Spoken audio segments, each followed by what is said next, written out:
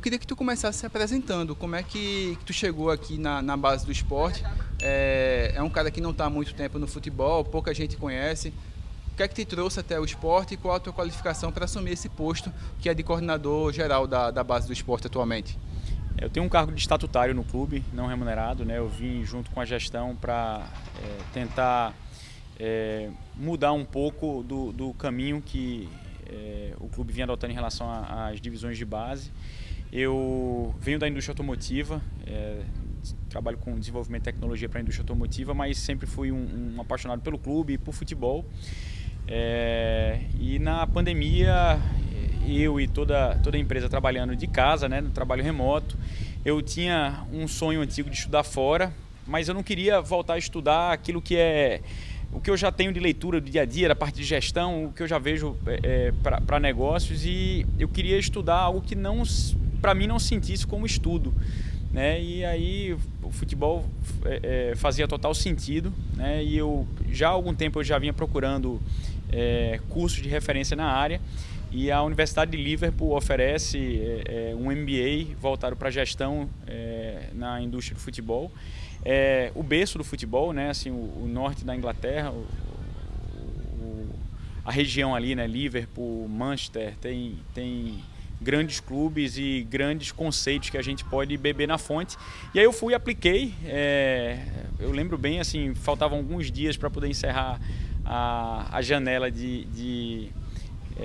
para que pudéssemos aplicar para o curso. Eu apliquei, tive que correr tudo em cima da hora, fui aprovado e, enfim, passei 1 ano e meio na Inglaterra estudando as melhores práticas de gestão no mundo do futebol. E aí depois, coincidentemente, um amigo comum me apresentou a Yuri. Eu ainda estava morando na Inglaterra, fiquei 1 ano e meio lá, né? E Yuri disse, quando você voltar eu quero, se puder, contar com você para ajudar lá com o clube. E talvez, no fundo, a ideia sempre foi ajudar com o esporte, na verdade, porque não tenho pretensão de trabalhar no futebol, né? Tenho meus negócios, enfim, mas eu queria poder contribuir, e eu me recordo bem que eu precisava fazer uma redação, uma carta, né, para a instituição para aplicar para o MBA, e o tema central foi a cultura de que se tem no Brasil, o fato de você vir de outras indústrias ou ter um histórico aí na parte de gestão em qualquer outro negócio que seja, lhe valida, né, lhe credencia para trabalhar com futebol, quando não é uma indústria que é totalmente diferente, são práticas totalmente diferentes.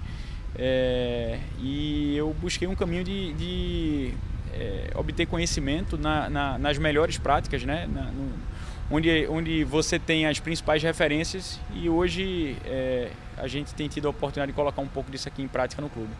Uma das preocupações iniciais, né, você até chegou a falar uma vez para mim, que era prioritária, era a questão da recuperação do certificado de clube formador. Não é? E o esporte recuperou esse certificado depois de 3 anos, aí, um hiato, né, em que o clube teve alguns prejuízos. O que é que na prática significa, João, recuperar esse certificado? Isso dá uma credibilidade maior ao clube no mercado? Na prática, para o torcedor entender, isso aí significa o que para o esporte? Antes de mais nada, o certificado, Daniel, ele é uma chancela da CBF das práticas que são adotadas aqui para a gestão do futebol de base, né? O que é oferecido em termos de infraestrutura para o atleta, em termos de apoio profissional, tá? Então a CBF faz toda uma verificação extremamente criteriosa, tá? Para se fazer essa validação, e não por acaso o clube levou tanto tempo, né? Desde 2020 que nós não tínhamos a certificação. Então a certificação ela vem primeiro para testar toda essa infraestrutura e o apoio profissional que a gente tem para os atletas de base. E em termos práticos ela nos assegura, nos dá uma segurança maior em termos da manutenção do vínculo do atleta conosco, ainda que não tenha um contrato de atleta profissional, né? O contrato de formação ele já passa a ter uma validade em que o mercado, né, o movimento de clubes formadores respeitam, para que a gente não tenha aquela vazão que nós tivemos no passado, né, de outros clubes simplesmente virem aqui, identificar atletas com alto potencial de desenvolvimento e fazer uma proposta direta para eles e levá-los. Alguns, é bem verdade, que tinha ainda a prática de nos oferecer um percentual num formato de contrato de parceria, numa eventual venda futura, Acho que é uma situação totalmente desfavorável e nós não tínhamos o que fazer. Assim, a gente não tinha o vínculo que nos assegurava a permanência do atleta, e a gente simplesmente vinha sendo tolhido nesse sentido ao longo dos anos, perdendo grandes profissionais, grandes atletas que sem dúvida alguma vão despontar aí num futuro breve. Você pode citar exemplos práticos assim de atletas que deixaram o esporte porque não havia esse certificado de clube formador, e exemplos práticos de jogadores que o esporte já conseguiu reter, né, depois de conseguir esse certificado? Essa situação de retenção de atleta é constante, tá, Daniel? Assim, infelizmente ainda existem ainda pessoas com práticas antiéticas dentro do mundo do futebol e que tenta levar vantagem, tenta se utilizar de poderio econômico para desviar o foco de um atleta nosso, tenta vender maravilhas que não existe, na verdade, e é constante, tá? E agora a gente tem essa blindagem de que o atleta não é simplesmente chegar aqui, bater na porta e dizer que está saindo. Isso agora já não funciona mais assim, né? E a gente, da certificação para cá, a gente já teve que utilizar desse recurso algumas vezes, e a gente passa a ter um respeito agora no mercado, né, por ter a certificação nos assegurando. A gente perdeu alguns atletas ao longo desses últimos anos, desde que eu estou aqui, atletas que foram para o Palmeiras, atletas que foram para o Vasco, e assim, não necessariamente são clubes que adotaram práticas ilegais ou antiéticas, tá? Inclusive são exemplos de clube que nos procuraram para oferecer um percentual ou tentar viabilizar uma participação numa venda futura, mas a gente sabe que não é o ideal, né? A gente perde totalmente o poder de barganha numa eventual negociação, mas tempos passados, hoje a gente caminha num outro sentido, numa outra direção, agora certificado. Então, para recuperar o certificado, o esporte teve que fazer algumas modificações no CT, não é isso? Reformas, teve que contratar pessoal. O que é que na prática o esporte precisou fazer? Quanto que o esporte precisou desembolsar de investimento? É importante a torcida ter ciência que isso tem um custo, né? Você podia explicar melhor, detalhar essa situação? Com certeza. Isso é um ponto extremamente positivo, Daniel. Essa gestão vê a base como a saída para a situação financeira que o clube chegou aí nos últimos anos. Infelizmente, agora a gente está conseguindo galgar um cenário diferente, né? Se você for ver aí a representatividade da venda de atletas oriundos da base já no ano passado, é muito simples e claro o quão importante isso aqui é para o futuro do clube, né? Então, enxergando que é fundamental você ter uma base bem estruturada e que isso vai assegurar os frutos futuros, não só para a comercialização do atleta, ou seja, não só para a geração de receita, mas para o uso desportivo também, né? Exemplos que a gente tem agora aí desse ano extremamente positivos de atletas que vieram aqui da base, que subiram esse ano, como Fábio Matheus, Lucas André, Juan, enfim. Então são alguns dos bons exemplos que a gente tem. Então, com isso em mente, começa a se fazer investimentos, e aqui acredito que dá para ver o CT é hoje um canteiro de obras, de investimentos que vem sendo feito, e é algo que não é comum, não é convencional de se ver em gestão de clubes, de associações, né, civis, que é a grande maioria dos clubes de futebol ainda hoje no Brasil, porque isso aqui não gera voto. Né? Isso aqui está cercado por muros que boa parte da torcida não vê, então, por não ser aquilo que vai gerar burburinho em rede social, movimento de torcedor, como um atleta de nome que vai gerar aquele engajamento todo de torcedor, normalmente não é feito. E essa gestão tem feito muito aqui, e é até uma oportunidade do torcedor conseguir acompanhar os investimentos que vêm sendo feitos. Como eu falei, o CT é um verdadeiro canteiro de obra. A gente tem hoje, dos 5 campos que nós temos aqui no CT, nós temos 2 em manutenção pesada, com um replantio de grama, para que a gente tenha uma estrutura realmente de ponta do futebol. A gente tem um gramado agora ali que está sendo instalada a grama sintética. Meados de setembro a gente já vai ter esse gramado pronto, e a reforma que a gente prevê aqui é grande, está até com instalação de uma pequena arquibancada aqui para receber eventos de pequeno porte, né, principalmente jogos da base, a expansão de espaço de escritório. A gente tem aqui hoje, o que é bom e é ruim, eu não tenho espaço para comportar todos de função administrativa aqui na base, que é muito bom. A gente vem expandindo. O setor de captação do clube, por exemplo, há um ano, quando eu cheguei, não tinha captação. Então, clube não estava no mercado, o clube não estava prospectando, o clube não estava monitorando atletas, jovens atletas. Tem sido muito comum, né, João, vocês contratarem, tá o tempo todo anunciando jovens atletas aí, vem inclusive da região Nordeste mesmo, que era uma prática antiga do esporte, né, trazer jogadores do Piauí, né, do Maranhão, e voltou a fazer isso, né? Exatamente. A gente pode entrar um pouco nessa parte de captação, mas só para concluir, hoje eu não tenho espaço para todos os funcionários que estão ligados diretamente na base. A gente já tem um projeto que vai começar a reforma de expansão aqui do escritório da base, para comportar toda essa infraestrutura que está crescendo. A captação especificamente que eu estava falando, nós não tínhamos ninguém ano passado, hoje nós já temos 5 profissionais na captação, vamos expandir, ano que vem a gente já vai ter mais pelo menos 3 observadores, a gente pretende fechar o ano aí com uma equipe de pelo menos 4 observadores, porque nós temos supervisão, nós temos o apoio administrativo interno, nós temos analista de mercado, nós temos o observador.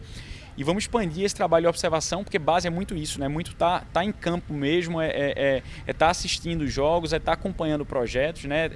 Ir até onde os atletas estão, porque não vai chegar de mão beijada pra gente, não tem muito recurso de vídeo, não tem muita estatística, tá em campo mesmo. A gente precisa estar.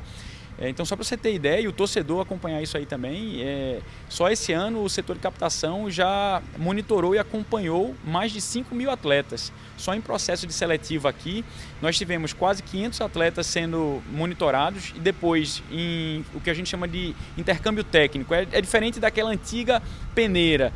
Como que acontecia no passado, né? Você trazia os meninos, soltava aqui no campo, entregava uma bola e ele passava a tarde aqui, mostra o que você tem para mostrar. Pô, aquilo ali não é assertivo, né? Você não sabe como é que é o dia como é que está aquele menino naquele dia. São garotos, às vezes, de 13, 14, 15 anos. Como é que ele vai reagir psicologicamente com aquele cenário de teste ali de uma tarde? Então a gente mudou toda essa dinâmica. Então a gente hoje tem processos de avaliação de atletas que a gente chama de filtro 1, que é quando a gente traz o atleta por um período mais longo, ele fica aqui conosco treinando em grupos que todos estão sendo avaliados ali por um período de 3 a 5 dias, já com metodologia de treino que a gente utiliza aqui. Para aqueles que forem aprovados, eles passam para filtro 2. O que é isso? É a gente trazer esses atletas pré-aprovados para treinarem com o grupo e ver como é que eles vão participar dentro daquela dinâmica real, e daí ele tem aprovação. Investimento, desculpa, João. Investimento, assim, na prática, aquela questão, assim, às vezes a gente se atém muito a números, é importante contextualizar, mas o presidente Yuri Romani já falou certa vez que o dinheiro que vem para a base não é gasto, né, é investimento, né, está aí no orçamento do clube. Quanto é que o clube tem investido esse ano? Assim, você falou da grama sintética aí para o campo. Não é algo barato, né? O clube já até falou que era algo em torno de 3 milhões. Você pode até me corrigir se for o caso. Mas quanto é que o clube já investiu esse ano aí na base e quais pontos têm sido mais relevantes e mais custosos a título de investimento? Esse ano a gente está tendo o maior orçamento da história do clube em futebol de base, que vai gerar algo em torno de 4 milhões e 200 mil reais. Tá? É um ganho substancial. A gente já vem de um ano em que o investimento de base foi alto, próximo a 3 milhões. Esse ano a gente passa para 4.200, e isso não conta o investimento que está sendo feito em estrutura física, né? em gramado, em reformas de escritórios administrativos. O investimento do campo aqui, a reforma total, vai girar em torno de 3 milhões. Só o gramado em si gira em torno de 2 milhões. Então a gente está fazendo investimento de fato de ponta. É um gramado aqui que é utilizado nas principais arenas a nível mundial, não só aqui no Brasil, a nível mundial. Então a gente está buscando realmente aquilo que é de melhor, o que a indústria tem de melhor, para que a gente possa ter essa oferta do ideal para o nosso atleta aqui em desenvolvimento. Cobra muito, né, essa questão de investimento e com o fim de ter atletas subindo, né, para o profissional. O que é que tem sido feito aí na base? Como é que o clube tem trabalhado esses jovens aí para poder chegar ao profissional em breve? Hoje existe uma integração muito boa, Daniel. Inclusive, quando o Yuri me convidou para o clube, existiam 2 pastas, né? Existia a vice-presidência do futebol e a vice-presidência de futebol de base. E nós não vimos sentido ali em ter essa dissidência, né? em ter essa segregação. Afinal, é tudo futebol do Sport Clube do Recife.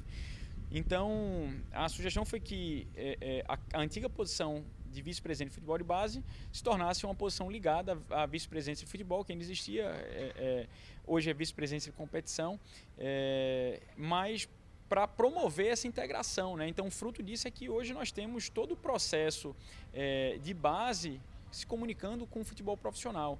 Então, nós desenvolvemos um caderno metodológico prático do atleta do clube. Qual o perfil de atleta que o clube procura, né? A gente tem todo esse trabalho de monitoramento de carências de forma integrada. Então, o que é que eu vou precisar trabalhar em termos de posições, de idade, para que a gente possa suprir uma necessidade, uma carência do futebol profissional? E não por acaso hoje o Sport é, sem dúvida alguma, um dos melhores clubes para desenvolvimento e geração de oportunidade para atleta de base. Isso aqui não é João que está falando, são números que falam.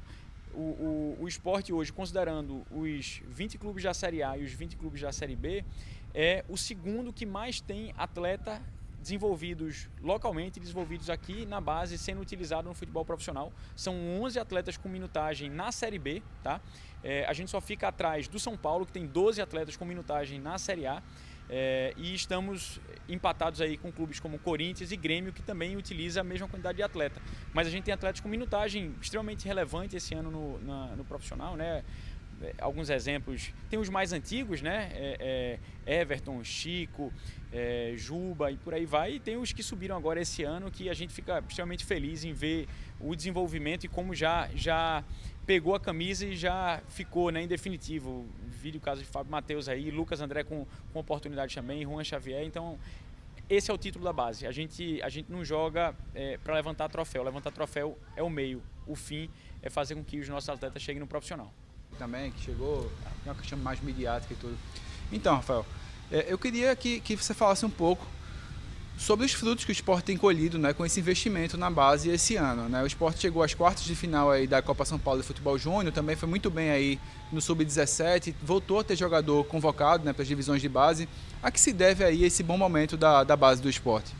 Um bom dia, né? Eu acho que todo projeto que a gente vem construindo em base é médio e longo prazo, né? Mas quando a gente acerta desde o início, eu acho que o resultado ele começa a vir um pouco antes. Logicamente que resultado de campo ele não vai ser o balizador do nosso trabalho. Eu acho que a gente não tem que se pautar em relação ao resultado de campo, né? Mas uma convocação sim, que aí é mérito tanto do atleta quanto do clube como um todo, mas da comissão também que vem trabalhando os atletas individualmente. Eu acho que é muito fruto de todo o conjunto que vem acontecendo aqui, a presidência e a direção nos ajudando, nos dando os incentivos, né, e investindo cada vez mais em estrutura, né, profissionais. A gente vem qualificando cada vez mais os departamentos que a gente criou novo, aí departamento de captação, departamento de performance. Então acho que é um conjunto e uma soma de todos os fatores aí que as coisas vêm evoluindo, e graças a Deus as coisas que estão acontecendo vão acontecer cada vez mais. Inclusive chamando a atenção, né, Rafael? Você essa semana recebeu uma proposta bem interessante aí para deixar o Sport para ir trabalhar no São Paulo e acabou recusando a oferta. O que é que aconteceu aí? Qual foi o seu objetivo em ter recusado e optado por seguir no Sport? É lógico que não dá para negar, né? Uma proposta de um clube como o tamanho do São Paulo deixa a gente muito feliz, sinal que as coisas estão indo bem. Mas eu acho que dinheiro e não é tudo no momento, né? A gente precisa pensar um pouco como um todo. O clube, como o Sport, apostou muito no meu trabalho, vem apostando muito no projeto. Então nada mais justo do que a gente dar continuidade. A direção vem dando todo o suporte e o trabalho vai acontecer. Então não tem sentido a gente encerrar no meio. Não é do meu feitio fazer isso. Então eu acho que as coisas vão aqui acontecer e eu estou muito feliz no clube. É um clube que abriu as portas para mim e eu acho que o trabalho aqui vai ser muito bem-vindo por todos aí. Ô, Rafael, e ontem também, né, essa semana o Sport anunciou a contratação do filho de Wagner Love, né, do Enzo, o menino que estava no Cruzeiro. Parte da torcida achou muito bom porque, né, está prospectando talentos. Outra parte justificou que o rapaz está vindo porque é filho de Wagner Love, né? Como é que você justifica essa contratação? Já é um atleta que vinha sendo observado, é um atleta que vem pelo nome do pai. Como é que se justifica aí a vinda desse jogador? O Enzo nada a ver com o pai. Foi até uma surpresa com o Wagner quando eu fui conversar com ele em relação a isso. Ele não sabia do movimento. Isso vem de um mapeamento que a gente faz a nível Brasil em todas as categorias. Centroavante é uma posição que a gente está sempre de olho, por ser uma carência a nível nacional, né? Então, quando a gente acha alguma coisa interessante, a gente fica mapeando, ele fica no radar. E por um acaso ele era filho do Wagner, não, e volto a afirmar com toda a seriedade do mundo, não tem nada a ver com o Wagner, zero relação, zero influência. O Wagner não sabia que a gente estava mapeando e não sabia dessa relação que a gente tinha com o Cruzeiro nesse jogador. O Cruzeiro acabou optando por fazer um negócio, por eles terem uma outra percepção de um outro jogador que tem na mesma posição dele, lá da mesma categoria. Então, eu acho que foi bom para o atleta e bom para a gente. Então, a torcida pode ficar tranquilo que não tem nenhuma influência do Wagner. Então, Em termos de características dele, Rafael, é um centroavante. ele assemelha ao pai ou não tem nada a ver com Não, tem um pouco de diferença, principalmente na questão física. O perfil dele, ele tem 1,87 m de altura, um jogador que apesar da altura ele é muito ágil, tem uma velocidade muito interessante, tem boa mobilidade, um jogador que sabe atacar bem espaço, a bola aérea dele é muito boa. Então, é um jogador que consegue fazer o terceiro homem, um jogador que consegue aproximar e atacar espaço no momento certo. É óbvio que ele precisa evoluir em algumas situações, mas esse é o nosso papel, né, de fazer ele evoluir individualmente como um jogador. Então, a gente está apostando, vai apostar muito nele, que é um grande jogador. E quais são os moldes do contrato dele? Há quantos anos? Ele passa a ser um jogador do esporte? Como é que funciona? Ele vem em definitivo, é um contrato de formação, um contrato de 3 anos, como é padrão do clube, né, de formação. Mas a gente acredita aí que ele performando como a gente quer que ele performe, logicamente que a gente vai modificar para uma situação de contrato profissional, e, enfim, aí vai ser do dia a dia, aí vamos ver como é que ele vai evoluir, como é que ele vai se adaptar ao clube. Rafael, passando para essa transição, né, do júnior para o profissional, hoje parte da torcida critica muito o Anderson Moreira por dar pouca oportunidade aos meninos da base, né? Nessa última semana, por exemplo, ele foi alvo aí de algumas críticas porque tirou o Fábio Matheus, né, que vinha numa boa sequência, e para a volta do Fabinho, justificou depois a entrada do lateral esquerdo, do Vitor Gabriel, justamente por essas críticas, né, que as pessoas pedem. Aí ele colocou, o Vitor não foi bem. Como é que é feito, para o torcedor entender, como é que é feito esse processo de transição entre base profissional? Há um diálogo, o Anderson, ele acompanha o treino dos meninos da base, ele dialoga com vocês. Como é que é feito essa transição base profissional, por favor? A transição hoje ela é muito bem sincronizada, né? Há um diálogo diário entre eu, Jorge, João Carreiras, Anderson, Suede, né? Devido aos seus cargos aí. O Anderson acompanha sim, o Suede acompanha sim o treino do profissional, os meninos que sobem diariamente, isso eu posso te falar, não, a gente não esconde ninguém. Diariamente atletas da base sobem para o profissional para treinar todos os dias rigorosamente. Isso é um planejamento feito. Cada dia no mínimo 3, 4 jogadores treinam com o profissional. Ontem teve 5, hoje vai ter mais 4. Então essa transição está sendo muito bem feita. E o professor, o Anderson, é um especialista, não dá para esconder isso. Há poucos anos atrás, 10, 12 anos atrás, talvez ele era o melhor treinador de base do Brasil. Então ele conhece muito bem o departamento, ele veio da base, ele sabe muito bem essa transição, já trabalhou em aspirante, em sub-23, então eu sou fã do trabalho dele, acredito que ele sabe exatamente o momento certo. É óbvio que às vezes as coisas não vão andar como a gente pensa, como o torcedor quer. Futebol não é uma essência exata, a gente trabalha com pessoas, as pessoas oscilam, isso faz parte do processo de amadurecimento. Então, a torcida pode ficar tranquilo que o trabalho está sendo sério e muito bem feito nesse sentido.